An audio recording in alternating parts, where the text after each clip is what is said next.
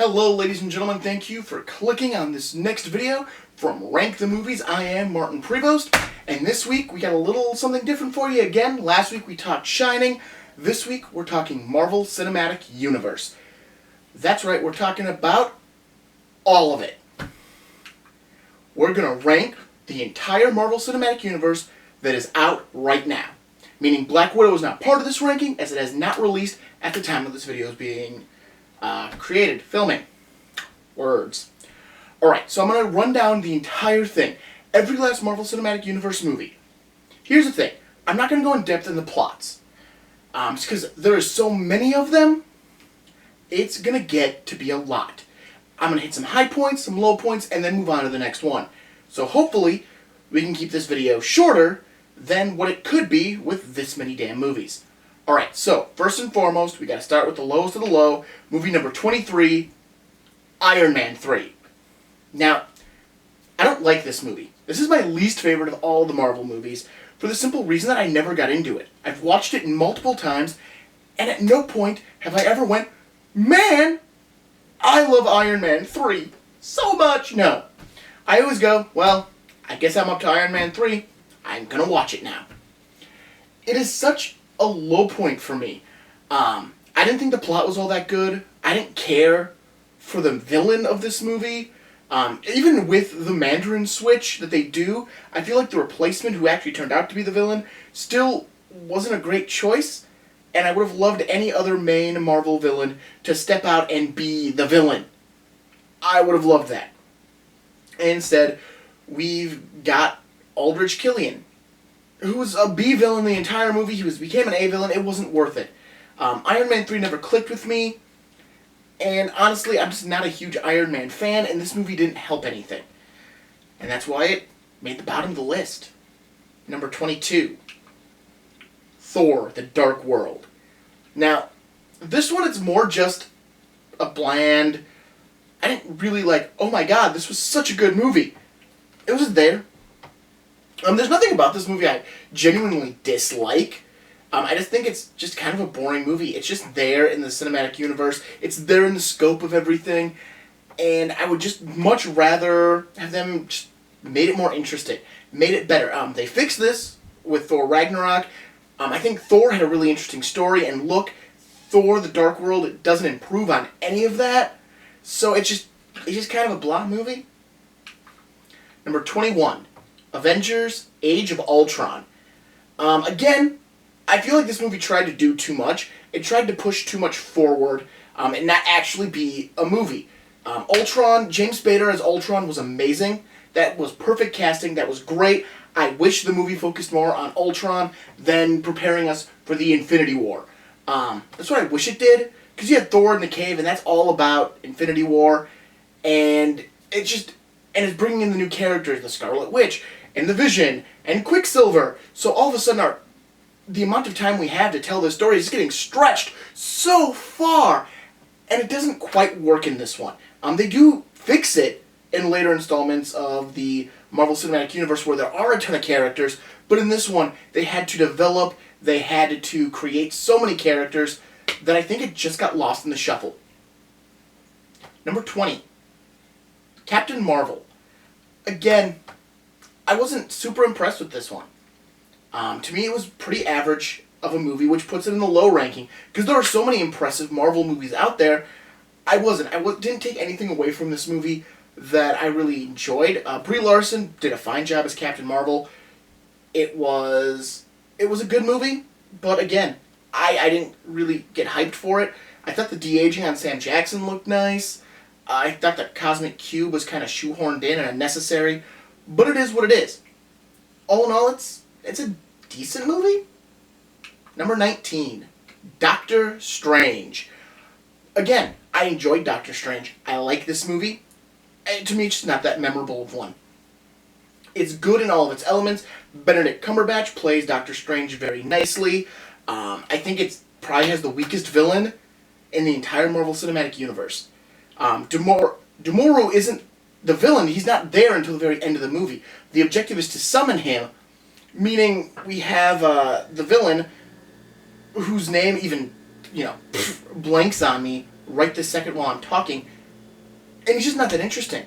I don't care. But it's an origin story, so should I care about the villain? Marvel has shown me yes I should, because they've released all these other movies where I care about the villain. This one, I mean, Benedict Cumberbatch does a great job. Doctor Strange, it's decent, it's enjoyable. It just doesn't have what it takes to be a really great Marvel movie. Number 18, Guardians of the Galaxy Volume 2.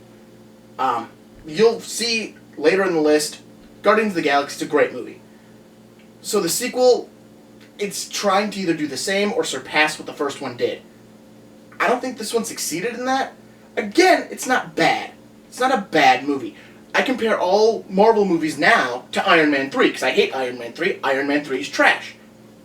So, you hold up Guardians of the Galaxy Volume 2 to it, it is still a very good movie, it's just not as good as the original. It gets kind of bland, it gets kind of draggy at points. It does tell a, straightforward story. It's not trying to push us to Infinity Wars, it's not trying to bring that in. James Gunn did a great job just telling another story. It's just not as good of a story. Although Kurt Russell is great in this movie as the villain. He's one of my favorite villains. If I was ranking the villains from the 23 movies, this one would be far higher than 18, but I'm not. I'm ranking the movies themselves, and this one, it's not as good. Number 17, Iron Man 2. A lot of people rank this one lower than Iron Man 3. I genuinely enjoy Iron Man 2. Mickey Rourke as Whiplash does a great job. It's Don Cheadle's first time out as Rhodey, and he is great. We get War Machine, we get Black Widow coming into all of this. It's a very good use of the time, though again, it suffers because they try to use too much of the time to push forward the Avengers with everything Phil Coulson does. It's just to push through the Avengers. So it does get downgraded there. I think if they had taken less time to push the Avengers and more time just to tell this story, it would have been a much better movie. It would have done way better and would be thought of way higher. But it is a good movie. But again, I do, and Sam Rockwell. Sam Rockwell is the B-villain in this one as Hammer. Great job. That is such a good B-villain. He works so well with Mickey Rourke. Overall, it's a good movie. It has a few sticking points, and that's what lowers it. Spider-Man, Far From Home, number 16. Again, we're looking at a movie, it's a sequel. Does it surpass Spider-Man Homecoming? It does not. Does it bring something new to the table? Not really. Is the villain good? The villain is great. Jake Gyllenhaal as Mysterio is fantastic. It is a great Mysterio story. This movie actually does pretty much tell a straightforward story, as opposed to everything else that's pushing through other things. This one, it's just telling a story.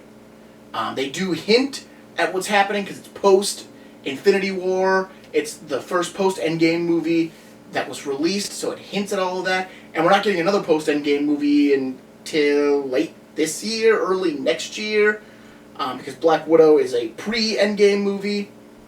So it does push that along, but it doesn't take away from the plot. It's a good movie, but I really...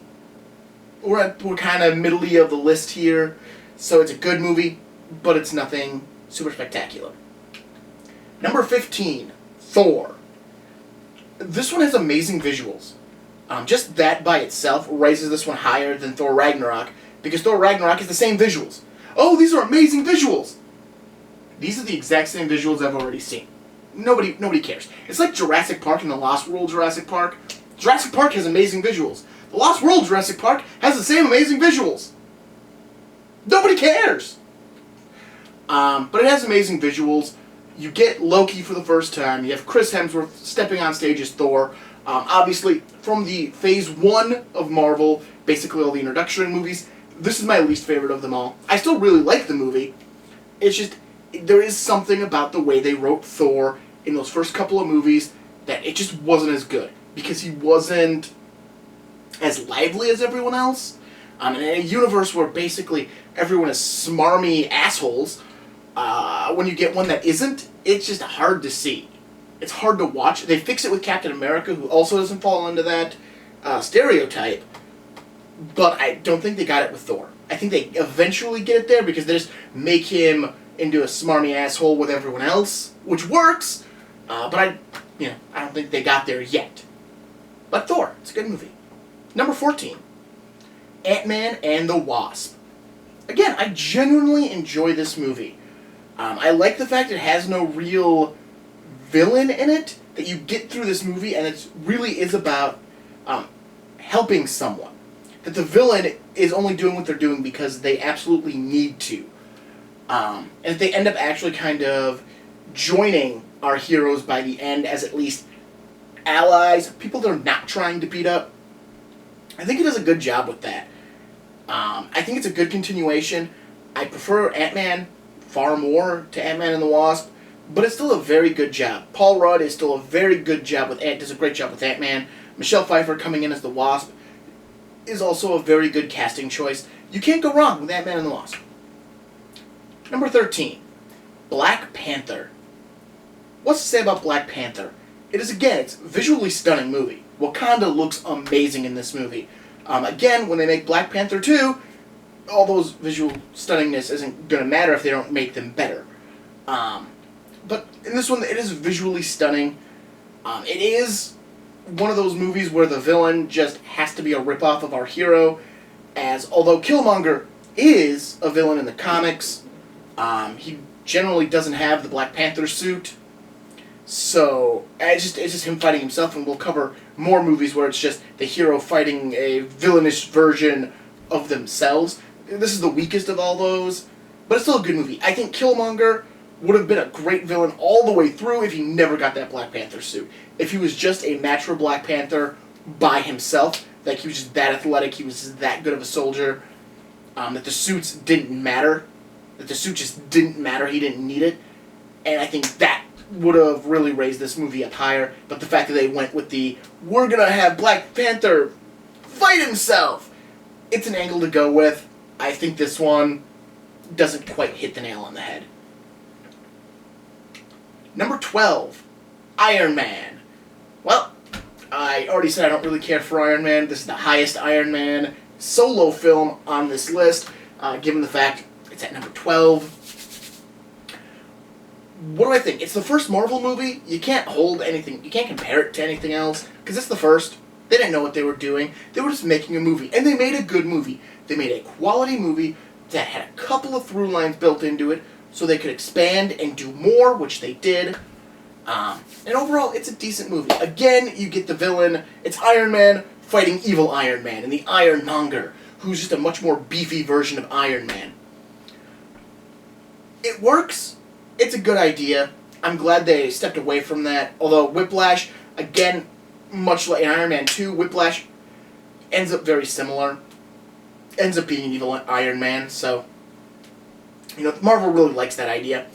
And this is an example of it. Number 11, Captain America, the Winter Soldier. I like Captain America movies. This is my lowest ranked Captain America movie right here, number 11. Meaning the other two made the top 10. Why? I think they're very well done movies. I think they're paced well, I think they tell great stories, and I think they use what they have to their advantages. The Russo brothers know what they're doing. This was their first crack at Marvel, and everything else, they've just been shooting them out of the park since then.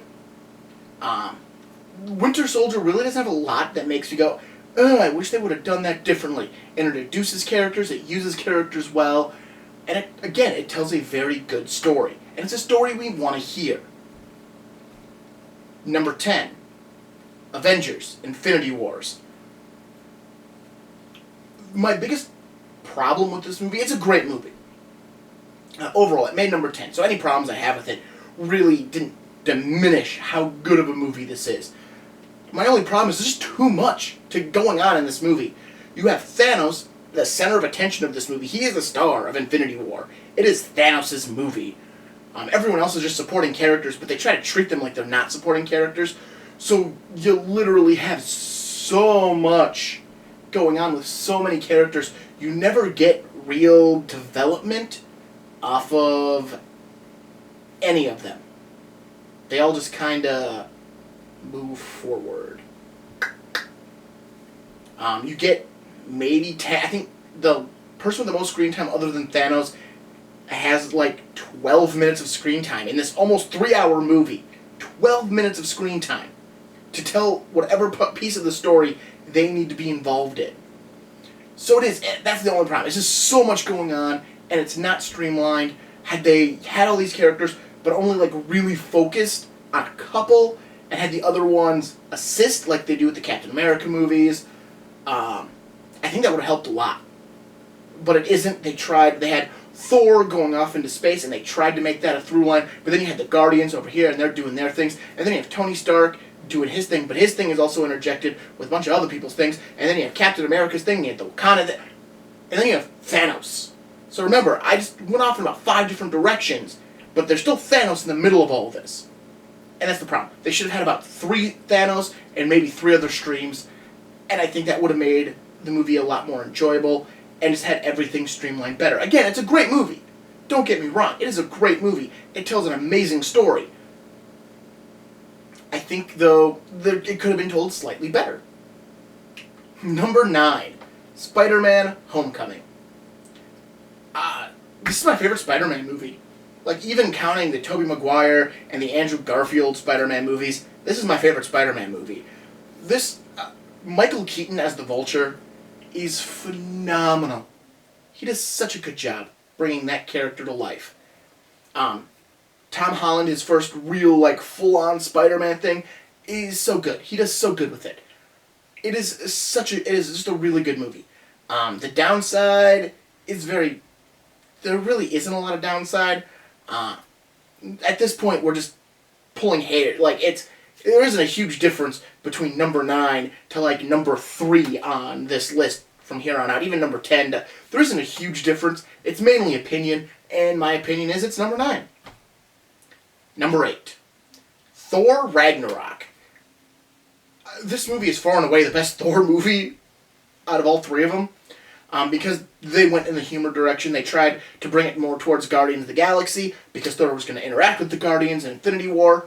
So the movie got taken that way, instead of living in this really beautiful, but kind of boring world that Thor and Thor the Dark World live in. You lose Jane Foster, who we're going to get back in the 4th one. She's not here at all. Nobody misses her. You don't need her. Thor works with the Hulk, and that's great. They have some great moments. It's a fun movie. Jeff Goldblum as the Grandmaster is hilarious. It is a great movie, and it's definitely, like, they figured out how to make Thor better, and they just did it. They went, how can we improve Thor? This is how we'll improve Thor. Let's do that. And it did. It worked so well, and I'm hoping the 4th one keeps the tone of this one and doesn't try to go back to the tone of the first 2. Number 7, Captain America, the Winter Soldier. No, that's not right. This is Captain America, the First Avenger. Winter Soldier was 11. This is the First Avenger. This is Captain America's first movie. It's his first forte into cinema. And it's great. You got Hugo Weaving as the Red Skull. He does an amazing job with it. I wish he was willing to come back and do it some more, because I think that would be a huge get and would be really cool. But it is what it is. He is great in this movie. Tommy Lee Jones. I mean, it's the first prequel film, I guess, in this whole thing, since it takes place well before the actual point in the timeline. And it does such a good job keeping everything constant and flowing and moving very well. Although the farther and farther we get away from 1920, the less and less Howard Stark makes sense being there.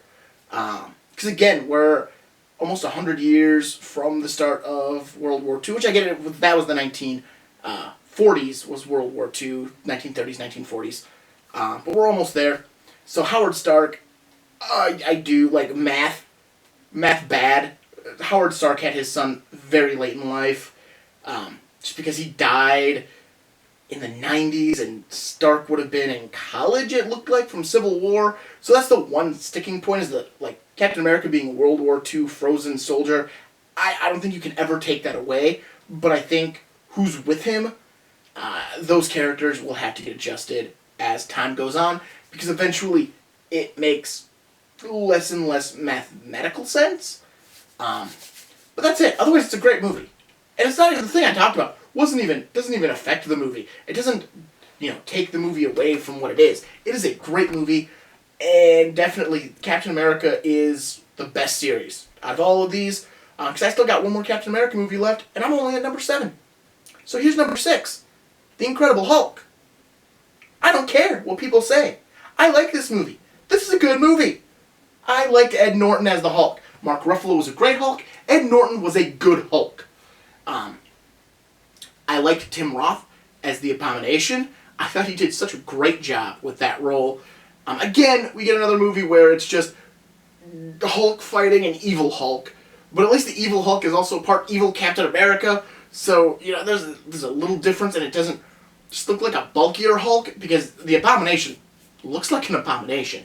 The one thing I wish this movie would have done is I wish they would have followed up on Tim Blake Nelson's character's future, because he's a character from the comic books.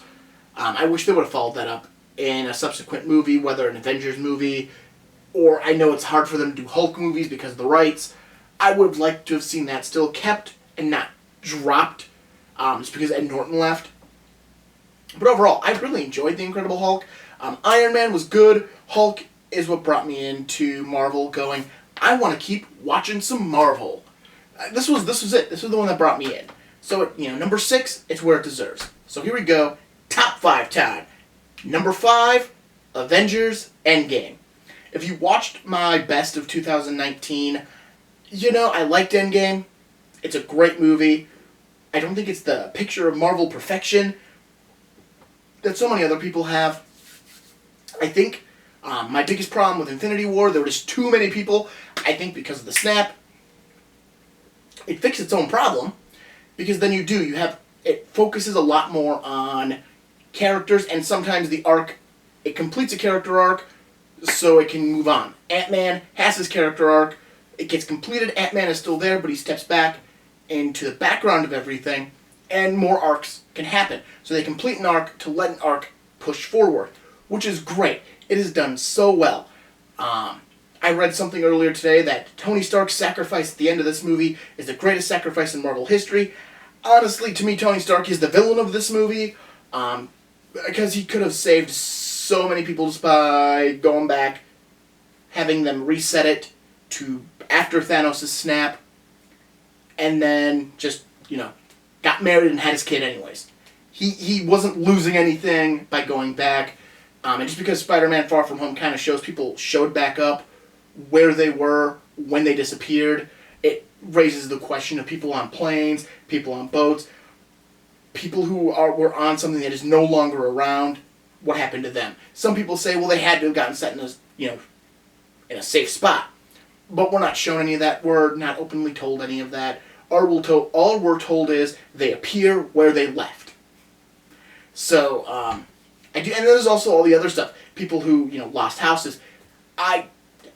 Honestly, I had so many scenarios as to why I think Tony Stark is actually the villain of this movie. So his death isn't all that sorrowful. It isn't all that selfless. The selfless act would have been giving up his daughter just to have her again, and setting everything back to 5 years beforehand. That would have been the selfless act. Killing himself was just an act. It was an act of attrition at that point. But that's my opinion. Endgame is a really good movie, even without my tangent. Number 4, Guardians of the Galaxy. I love this movie. I didn't know who the Guardians were when I walked into that theater, but I loved them when I walked out. It was such a well-done movie, especially with an ensemble cast, an ensemble cast of heroes no one's heard of. It's a fun movie. You get Ronan the Accuser, you get Josh Brolin doing Thanos for the first time, and then of course you have the Guardians themselves. I am Groot, we are Groot. It is such a fun adventure that it's hard for other Marvel movies to kind of top it. Obviously, I've only got 3 that I think are better than Guardians of the Galaxy. It is a great Marvel movie. There isn't a lot about this movie that sticks with me. I just really enjoy it when I watch it. Number 3, Ant-Man. Another one people might not fully agree with me on, but I don't care. This is my ranking system, so suck it. I like Ant-Man. I really enjoyed this movie. I like Ant-Man as a character from the comics. and I like what they did in this movie. Again, it's Ant-Man fighting Yellow Jacket, which was Ant-Man under a different name in the comics. So it's Ant-Man fighting himself. It's another one of those, but it's done so nicely. It's a fun movie. Paul Rudd is amazing. Michael Douglas is amazing. And it really, like, I love what they did with Ant-Man. Ant-Man and the Wasp and Endgame, all of them are great movies for Paul Rudd's Ant-Man. And really, they really are. It is such a good character. If you haven't seen Ant-Man, check it out. It's worth watching. Number dos, The Avengers. It's hard to say this one wasn't super well done and super good. It is almost a measuring stick to a lot of other Marvel movies. You get a great combination of all of these actors together, working together. It tells a great story. You have Loki as your primary villain, which works so nicely because we're not being introduced to a new villain. Age of Ultron suffered a little because they had to introduce us to Ultron. We get to Avengers, Infinity Wars, and Endgames. We already know Thanos. We already know what he wants, and how is he going to do it. We learned that in other movies. This one we got the same thing. Loki, we already knew who Loki was. We watched Thor. But now we get to see him against all of the Avengers. We get to see the Avengers come together to best Loki and Thanos' Chitauri army. It's a fun movie. It's super well done. But it's not the best Marvel movie. No. The best Marvel Cinematic Universe movie is Captain America Civil War. I love this movie. It is such a good movie. It is so well done, even with, this huge cast. And it introduces new characters. It introduces us to Black Panther. It introduces us to Spider-Man in this movie. But it's so well done that it adds to the movie instead of detracts from it, like back in Avengers Age of Ultron. It kind of detracted with all these additions. This one, it just helps because they're already established in the universe. They're just being brought in. They're not completely being recreated here. They're just there. It does a very good job making sure it focuses on Captain America and his struggle, and everyone else, including Iron Man, is second fiddle to Cap. He is the reason we are here. He is the reason we have this movie, and he is the main focus of this story. It never really deviates from its Captain America story, which makes it work so well, even with such a huge cast of well-known, recognizable actors in it.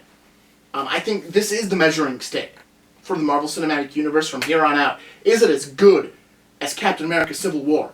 Is it as bad? Is it worse than Iron Man 3? These are the measuring sticks. These are your extremes.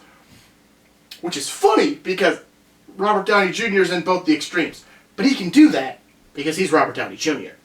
So that's my opinion on the Marvel Cinematic Universe ranked. It was quick, it was short, it was to the point, which was kind of what I was going for. So check back next week for a new video. We're going to keep on the topic of Marvel comic book movies and move into the non-Cinematic Universe side. I'm going to rank my favorites of that. So check back in next week. Leave some comments if you got them. Like this video. Subscribe so you always know when I upload a new one. And otherwise, I'm Martin Prevost, and I'll see you next time.